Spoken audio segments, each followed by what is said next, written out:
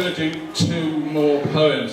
One is a kind of new, I know there's representatives from the Poetry Society here, and I want to kind of put on record that this is a new form of poetry. It's called hybrid poetry. It's where, so this is John Betjeman's Subaltern's Love Song in the voice of John Cooper Clarke. Imagine the bastard offspring of that inspired thing. And so it's a love song.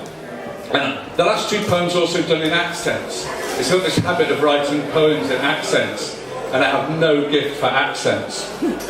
So this will wave it in and out as I go. So it's John Betjeman's Love Song as if written by John Cooper Clarke.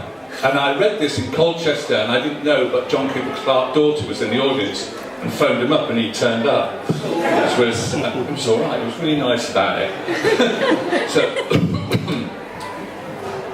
love song. Miss J. Cooper Clarke, Miss J. Cooper Clarke, wizened and dampened in the afternoon dark. What digestive biscuits we dumped in our tea, steaming and dripping in the caff. You and me, love up the alley, love in the park. I'm your boy, and oh, when you swallow sweetness of joy, with careless morals on white high heels you embark. I am weak from your loveliness, Joan Cooper Clarke. Miss Joan Cooper Clarke, Miss Joan Cooper Clarke, you're dead mad you are, I bet you can bark. My hands are cold inside her vest, but my peroxide-headed bird, she loves me no less. Her father's emphysema wheezes from the chair as we swing past the parlour and sneak up the stairs. Sex not protected and a glimpse of her bits untanned. Oh, nicotine stained nail baiting girl's hand. The stench of the toilet, sound of the sirens, the view of Joni's laddered nylons. As I fumble with button flies, things are struggling romance-wise.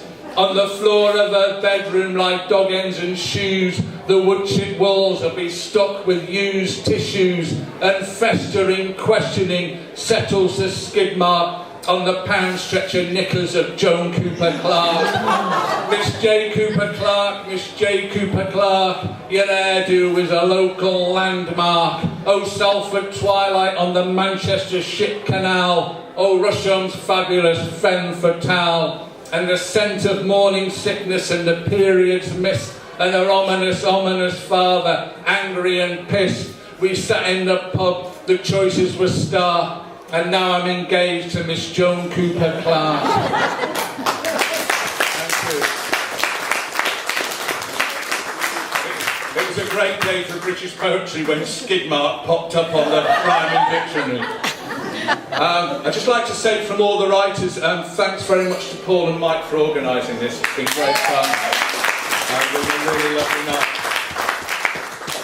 I'd also like to thank Helen Ivory, my beautiful wife, who's one who I love very much, who I've been really crap at writing love poems for. She's written loads, and I just kind of do it. I was sat in bed reading Paul Durkin one morning, and I thought, if I was Irish, I could write Helen Ivory a love poem. So this is my last poem.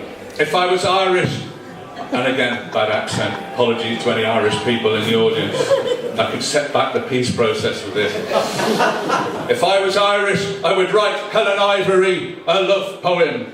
I would so, for she is a magnificent woman, is she not? She has a fine pair of shoulders on her and would have no trouble carrying buckets. And is her skin not as soft as Donegal rain, and her eyes as misty and deep as Loch Corrib in County Galway, and sure her voice is sweeter than all the lullabies. Does her laugh not bring to mind what it must have been like to hear the 4th Royal Irish Dragoon Guards crossing a tin bridge on their horses?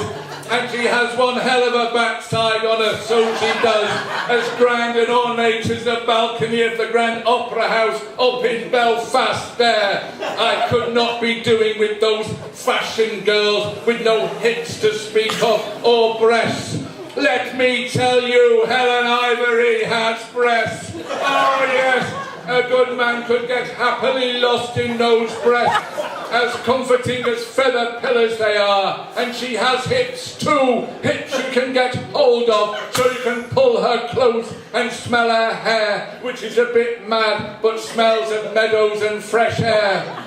But I'm not Irish, so I don't know what to say in the face of such magnificent. It's not that being English, I don't have the words, sure, I just don't have the extravagance. Thank you very much.